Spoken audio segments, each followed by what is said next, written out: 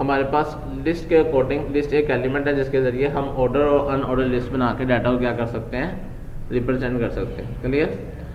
Order list की मिसाल क्या थी हमारे पास कि उसके शुरू में हमारे पास क्या आ जाती है, काउंटिंग्स आ जाती हैं, या जब हम CSS में जाके इसकी डिफरेंट CSS अप्लाई करेंगे तो काउंटिंग क्या हो सकती है, चेंज भी हो सकती है। इसी तरह जो हमारे पास अनऑर्डर HTML लिस्ट है उसके अंदर हमारे पास डिफरेंट किस्म के बुलेट्स एक्सेट्रा आ जाते हैं, जिनका मकसद क्या होता है, सिर्फ लिस्ट को शो करवाएंगे लेकिन वो किसी भी किस्म की काउंटिंग या न्यूमेरिक्स वैल्यूज़ को शो नहीं करवाते। ये हमारे पास अनऑर्डर बिहेवियर आ जाता है। क्लियर। इसको अप्लाई भी किया था लास्ट लेक्चर में। लिस्ट लगाने का तरीका क्या है, अगर आपने ऑर्डर लिस्ट बनानी है over LI list item Apple mango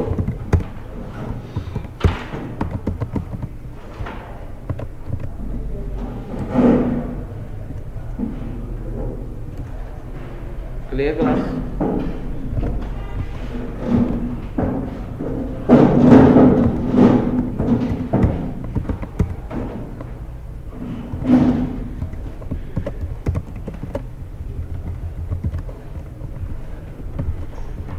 clear. ये हमारे पास दो तरह की लिस्ट ड्रॉ कर ली। नेस्टेड एलिमेंट्स को यूज़ करते हुए हमारे पास इस तरह से दो तरह से लिस्ट आ जाती है, order list and unordered list. Clear. कोई क्वेश्चन किसी का? जहाँ पर लिस्ट को लगाने का तरीका क्या था, नेस्टेड एलिमेंट्स आप सारे पढ़ चुके हैं, ठीक है। तो UL यूज़ कब हम करते हैं, जब हमने अनऑर्डर लिस्ट बनानी है, और OL कब यूज़ करेंगे, जब हम ऑर्डर लिस्ट बनानी है। और LI किसको रिप्रेजेंट करता है, लिस्ट आइटम, लिस्ट आइटम को। LI किसको रिप्रेजेंट करता है, लिस्ट आइटम। Clear class. कोई कन्फ्यूजन इसके अंदर या कोई क्वेश्चन नहीं? आगे चलें। नेक्स्ट इसमें हमारे पास आ रहा है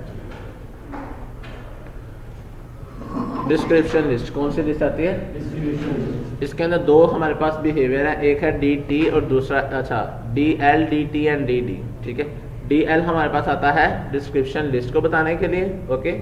DT हमारे पास आता है डिस्क्रिप्शन का नेम बताने के लिए, ठीक है।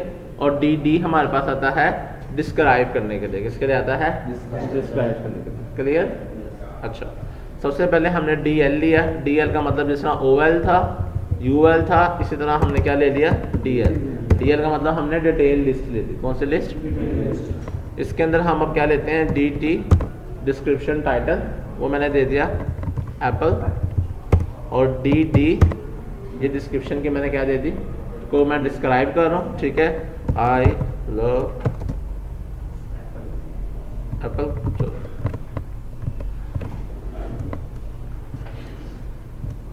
क्लियर हो गया? कोई क्वेश्चन किसी का यहाँ पर? ये तीन तरह की लिस्ट हमारे पास इस्तेमाल होती हैं, इसकी आपने प्रैक्टिस करनी है। आपने डिफरेंट किस्म की अपनी ग्रोसरी लिस्ट बनाने की ट्राई करनी है, ठीक है, जो रेगुलर बेसिस पे लिस्ट होती हैं। अपने यूनिवर्सिटी के सब्जेक्ट्स की लिस्ट बनानी है आपने, ठीक है।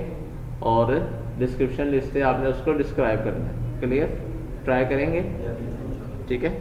अच्छा, और अपना स्केड्यूल बनाने की भी कोशिश किया करें, रेगुलर बेसिस पे कोशिश किया करें, अपना स्केड्यूल बनाया करें कि मैंने आज के दिन क्या क्या काम करके जाने हैं या क्या काम करना है मैंने आज के दिन, ठीक है।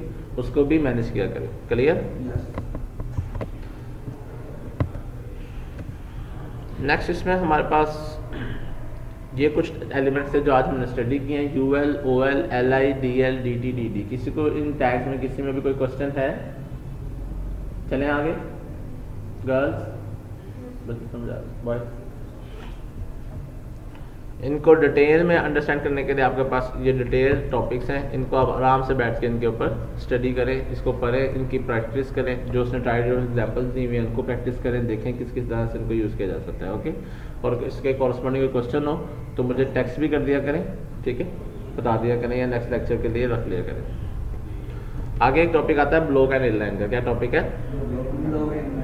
ब्लॉक एंड इनलाइन में क्या बिहेवियर है? HTML के अंदर कुछ एलिमेंट्स जो है, ये एलिमेंट की टाइप है, ठीक है। एलिमेंट, कुछ एलिमेंट्स हैं जो एज अ ब्लॉक लेवल इस्तेमाल होते हैं, और कुछ एलिमेंट्स हैं जो हमारे पास एज अ इनलाइन इस्तेमाल होते हैं। क्लियर। दो तरह से हमारे पास एलिमेंट्स की टाइप है, ब्लॉक लेवल या इन लेवल। अच्छा, जो ब्लॉक लेवल एलिमेंट होगा उसकी जो विड्थ होती है वो हमारे पास 100% या अकॉर्डिंग टू या फुल मैच होती है। ठीक है, मिसाल के तौर पे अगर मैं यहाँ पर आता हूँ,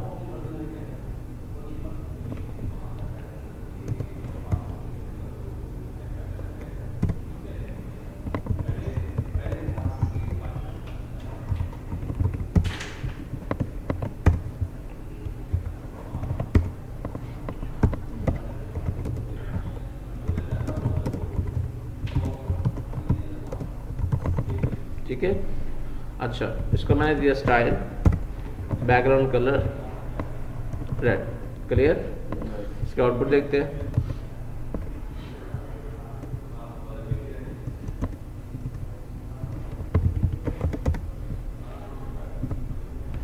इसने अपनी विड्थ कितनी ली है, इसको जब हमने बैकग्राउंड कलर दिया तो जितना स्क्रीन का साइज था, जितनी स्क्रीन का साइज था उसने ऑटोमेटिक कितनी ली है। ठीक है, तो ऐसे एलिमेंट्स जो अपनी विड्थ जो है वो मैक्स लेते हैं, जब तक हम अगर उनको कुछ अपनी मर्जी से हम देख के इसको चेंज तो कर सकते हैं विड्थ, ठीक है, लेकिन अगर हमने उसको कोई विड्थ नहीं दी तो उसने अपनी विड्थ कितनी ली है, मैक्स।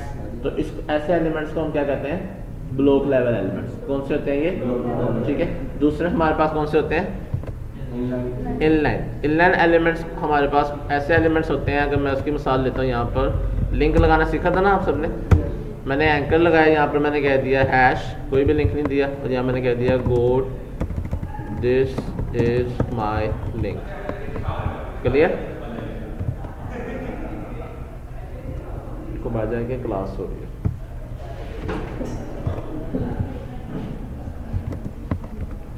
स्टाइल, बैकग्राउंड कलर, ये मैंने कह दिया ग्रीन। इसको रिफ्रेश करते हैं।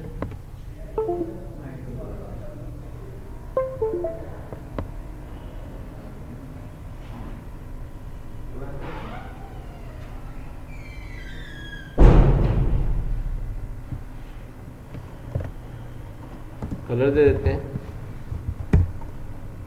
वाइट। अच्छा, क्लास, दोनों में क्या डिफरेंस आया, ब्लॉक और इनलाइन क्लियर हो गया आप सबको। ब्लॉक लेवल वो एलिमेंट्स होंगे जिनकी विड्थ मैक्स होती है, और इनलाइन कौन से होते हैं हमारे पास, जितना उनका टेक्स्ट होता है वो उतना ही एलिमेंट होता है, क्लियर। अच्छा, इसमें मजीद देखें, अगर मैं inline element simple anchor tag by default he inline होता है एंकर, ठीक है। एंकर टैग जो है वो बाय डिफॉल्ट, हमने इसको लगाया नहीं है, हाँ लगाने का भी आगे हम CSS में एक डिस्प्ले की प्रॉपर्टीज का वे भी देखेंगे, ओके। अच्छा, ये मैंने 3 लिंक लगा दिया, कॉपी पेस्ट किया तो ये 3 लिंक लग गए, क्लियर, एक ही लाइन में आ गए, और जितने इसके पास विड्थ है उसके अकॉर्डिंग वो चलता जाएगा। लेकिन अगर हम बात करेंगे ब्लॉक लेवल की, इसको अगर मैं डुप्लीकेट करता हूँ तो ये हमारे पास न्यू लाइन्स में आते जाएंगे, क्योंकि ये एक ही विड्थ में एक ही आता है, तो इसका मतलब हर दफ़ा जो ब्लॉक लेवल होगा वो क्यों उस लाइन में आएगा, न्यू लाइन में आएगा। यहाँ तक क्लियर सबको। असल में बैकग्राउंड कलर से हमें क्लियर हो जाता है, कई दफ़ा हमने बैकग्राउंड कलर या बॉर्डर नहीं लगाया होता तो हम चाह रहे होते हैं ये उसके आगे आए, टेक्स्ट जो हमने लिखा है वो उसके आगे आए, तो वो ब्लॉक होने की वजह से उसके आगे नहीं आता बल्कि वो न्यू लाइन पे आता है, क्लियर। अच्छा, यहाँ पर हमारे पास एक CSS की प्रॉपर्टी आती है जिसकी मदद से हम जिसको चाहें ज़बरदस्ती ब्लॉक या इनलाइन कर सकते हैं। बात समझ आ गई। अगर एक ब्लॉक लेवल एलिमेंट है और हम उसको चाहते हैं वो क्या हो जाए, इनलाइन हो जाए, तो उसके लिए हम CSS की कौन सी प्रॉपर्टी है, डिस्प्ले की। कौन सी प्रॉपर्टी है क्लास, मैंने यहाँ पर इसको बैकग्राउंड कलर रेड दिया हुआ था, इसको मैंने दिया डिस्प्ले, डिस्प्ले मैंने कह दिया इनलाइन, क्या डिस्प्ले दे दिया, ठीक है। यहाँ पर आके मैंने इसको रिफ्रेश किया तो देखें उसने जितना टेक्स्ट अपना बैकग्राउंड कलर उतना कर लिया, क्लियर, ठीक है। और इसी तरह हमारे पास ये नीचे जो ये एलिमेंट था ये कौन सा था, इनलाइन एलिमेंट था, इसको मैंने डिस्प्ले कर दिया ब्लॉक, डिस्प्ले ब्लॉक किया तो ये हमारे पास ब्लॉक हो गया। बात समझ आ गई। तो यहाँ तक क्लियर, आगे चले।